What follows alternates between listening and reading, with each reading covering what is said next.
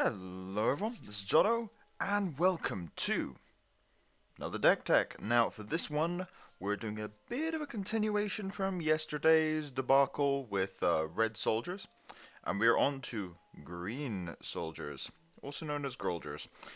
Now, why green versus red versus blue or mono, or where does this all come from? So this largely comes from a analysis of kind of like what splash color benefits the order core the best.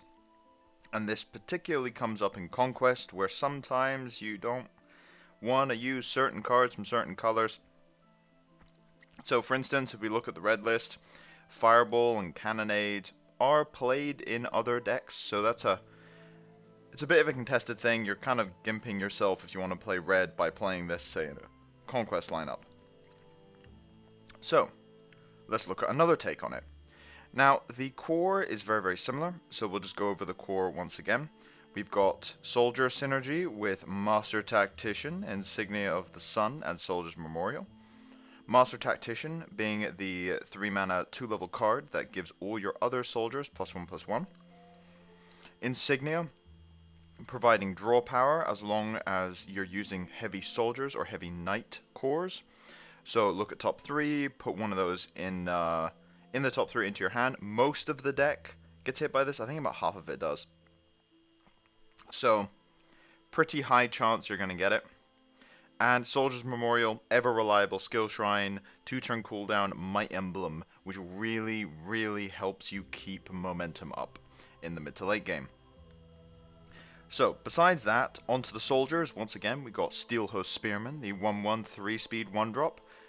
Ranged ability occasionally comes up, but it's mostly the 1/1 3-speed. Spellbreaker at 3, Innkeeper at 2, Temple Guard at 4. So Temple Guard's at 4 because there's a lot of removal running around, and Temple Guard is really, really handy for that. Lets you keep pressure up since you can't be attacked. Now, if there's more creatures around, you actually don't want to play 4 Temple Guards. You want to play more of the other 2 2-drops. But at least while I was designing this deck, there were a lot more kind of Wisdom Dominion builds, Rage Control, things like that, and that's where Temple Guard is really good. The 3-2 split on the other 2-drops. Spellbreaker's effect is more narrow, but more powerful when you get it going, particularly against Guardian of Balance and other small stuff like Blessings. Speed Boost is also quite nice for that. Steelner Innkeeper is primarily used against flyers in practice. It's very good against flyers, but this deck has Tidal Wave for that as well, so not as necessary. But again, depending on what you're seeing, mess around with the 2-drop slot. This is what you want to be looking at for changing numbers. Elite Vanguard, 3/3, vanilla soldier. Powerful on curve, pretty decent late game, usable with the shrine, etc. Good, solid card. Now, in terms of the non-soldier support, Sentry of Light, basically a walking Might Emblem you can get off Insignia. Very, very nice to use that wonderful, wonderful Sentry. Gives you buffs, gives you blockers. You can use it to attack, to tie up enemy blockers and block damage from killing your stuff. Very, very useful creature. CFC, your go-to combat trick. Well, pre-combat trick, but combat trick nonetheless. 2/2, 3 speed is a very good body for the cost. +1/+1/+1 as a stats. That really helps you deal with 3-speed threats in particular, and occasionally 4-speed threats, but mostly 3-speed threats. And that's why you need 4. You absolutely need 4 CFCs in my opinion. You can maybe get away with 3, but I think you need 4. Then we've got a new one that I talked a bit at the end of the last video. Companion of Heavens. 4 mana, 2 levels, 2/2, 2 speed. It's a beast, which is unfortunate. Flying, Valor +3. 3 Might Emblems across anywhere on your board, including itself. Very, very good. Now, the only problem with this card is if you don't have 3 creatures, including itself, you actually lose out on value. But in most situations, you will be able to get it. And that's just because the deck is so good at swarming. So we're playing 4. Why are we playing 4? Because this deck is slower than Red Soldiers. It wants to play a more mid-game, powerhouse type of strategy.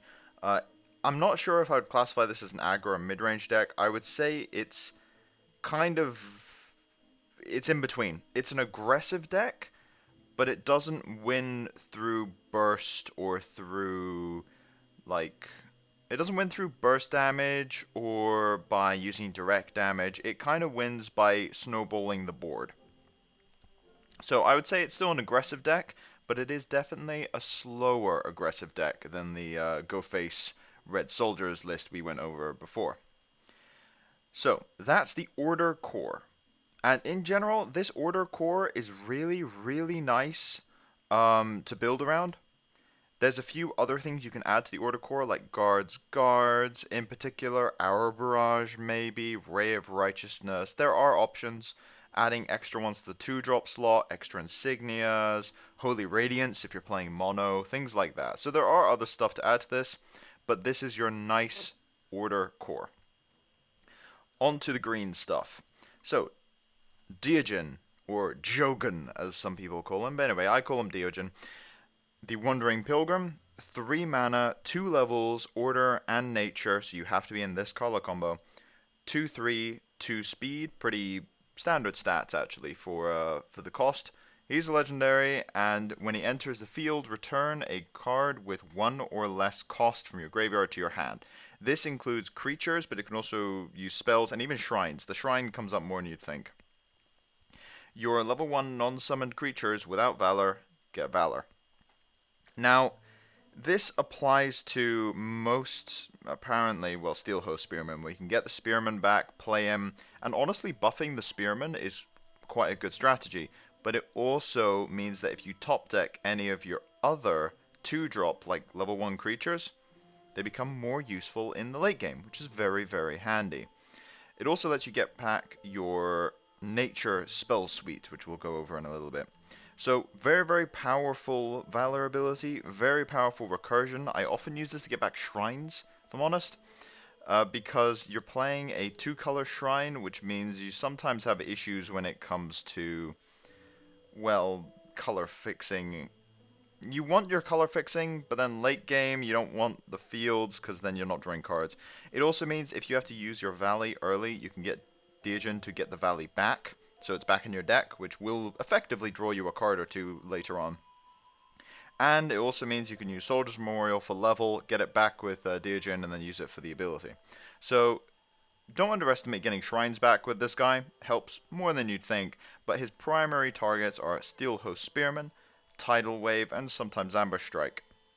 So, speaking of these two, Tidal Wave. 1 mana, 2 level nature card, move an enemy creature from the front line to the support line or vice versa, and draw a card. The fact that this draws a card is what really sells it for me. It lets you deal with flyers by bringing them forward and attacking them. It lets you mess with blockers by moving 1 back and then attacking the 1 left over, and it lets you attack through stuff, where you can Tidal Wave a big creature you can't deal with, gives you extra time to build your board to deal with it, or just Tidal Wave it again, because with Diogen you can recur Tidal Waves. It also means Diogen effectively reads draw a card. I mean, he kind of already does anyway, but he's effectively 4 mana, 2/3, Tidal Wave something. So, very, very nice card to have in the deck. You really, really want 4, in my opinion. One of my favorite cards in Nature. Ambush Strike, only a 2 of, but 1 mana, single level, although this almost never gets used as a single level card in practice. Allied creature gets +2/+2 until end of turn, and it's an instant. The fact that it's an instant is the reason it's in the deck. It is a combat trick, first and foremost. It is a combat trick. It lets you attack through big stuff, it lets you mess up their attacks, and it lets you burst for the finish occasionally. Although this deck is not a burst deck, Herm Green is a absolute burst, like almost combo type style of aggressive decks, whereas this is much more of a value, build your board until they just can't deal with it, and that's how you win. So that's the spell suite. Now, in terms of shrines, we only have 3 nature shrines, but because of Sunblessed Fields, that's effectively 7. And you want Nature Shrine by turn 3 because you want to be able to go CFC or Elite Vanguard. Sometimes turn 2 if you're going second. But there are 8 1-drops. You got the hero power as well, which neglected to talk about actually. It's less important in this deck compared to the last one. But hero power gives you extra 1-drops. So you've effectively got 8 1-drops, and then your turn 2 play is almost always going to be one of these. And then your turn 3 play, if you don't get nature, you can actually just play another 2-drop and use the hero power. So this deck is a little bit more lenient when it comes to color requirements than you might expect. Speaking of Sunblessed Fields, one of my favorite resource shrines to use. So it can convert levels as usual. So basically when you play it, you can choose one of the 2 levels or 1 mana. You don't get a card though. And then the resource shrine comes into play. When it's in play, you can choose one, so you can convert a order level to a nature or a nature to an order. This sacrifices it. Or if you have both colors and spend 2 mana, you can put a might emblem or a shield emblem on a creature. Only on your turn, only outside of combat. So it's not a combat trick, it's a CFC-esque buff. Now, Sunblessed Fields is probably the resource shrine I've used the most when it's been in play. It is incredibly useful. One of the best resource shrines in the game, in my opinion. It's so useful to put might emblems on things. And shield emblems don't come up as much as you'd think, but when they do, they're super important, especially against red decks. Putting a shield emblem on key creatures is one of the ways you can win the game. So Sunblessed Fields, an absolutely amazing card, and in this deck, you're not using it for color converting, unless you need to for color fixing. So you're not using it for color converting, you're using it entirely for its ability and obviously its color fixing requirements, since it functions as both an order and a nature shrine if it's in your hand, which is super important. So I really like Sunblessed Fields. It's one of the best cards in the deck. Now, obviously you don't need it because it is still a shrine, but if you're playing without Sunblessed Fields, you probably want to add 3 nature shrines, go up to 6 nature shrines, and then add 1 order because you really need that nature. So that's how I would do it. There's only 16 shrines in this deck. Normally I play 17, although I'm on 16 for this list because, well, Deigen can get back shrines. That's essentially what that's about. So Deigen can get back shrines, and Tidal Wave lets you draw some cards as well, so that helps. If you're worried about it though, you can also try Primal Battles in this deck, which is another tech card option that you can get back with Deigen. But Primal Battle, I found that the creatures sometimes aren't large enough to use Primal Battle, but if you're thinking about it, I would probably try Primal Battle instead of Ambush Strike, and maybe tweak some other numbers here and there. Now, in terms of sort of other options you can look at, as mentioned, Guards isn't in this list. Simply, I think the green spells are a little better, but Guards is actually, I mean, it's still pretty good, but you're not running as many soldier synergies, and the green spells are really important, so it's hard to fit in the deck, but it is definitely an option. Dwarf Musketeer, now I didn't actually talk about this guy in the last deck. The thing about Musketeer is the 1 health is really rough.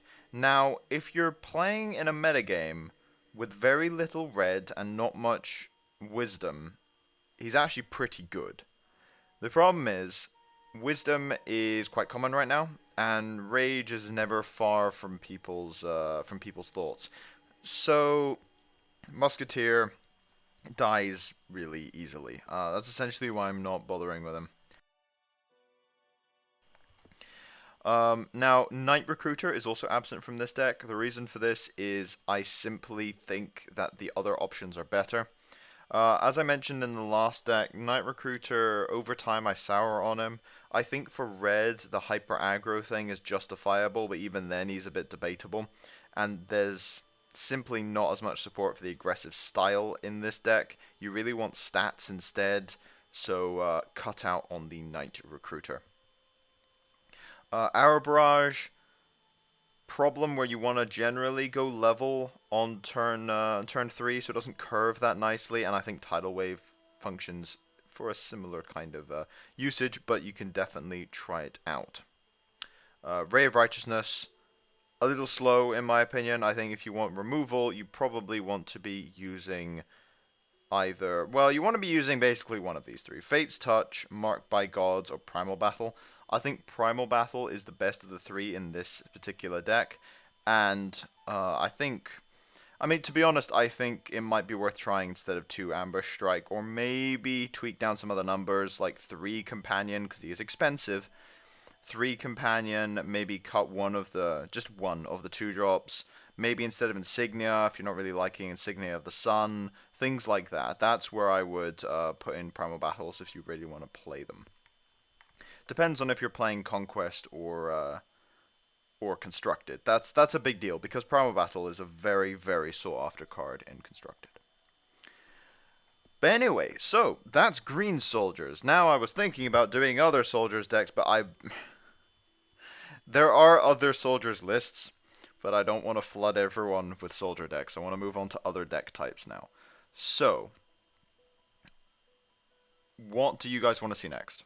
That's kind of where I'm asking. So if you've got to this point in the video, first off, thanks. Second off, what kind of decks are you seeing that you want to see my take on? There are some very strong decks out there right now. There's Wisdom Dominion, there's Dominion Priests, there's Elves, which I would love to cover personally. But anyway, there's Elves, there's Nature Rage, 2 types of Nature Rage actually. There's Care Bears, we did Spirits, that was nice.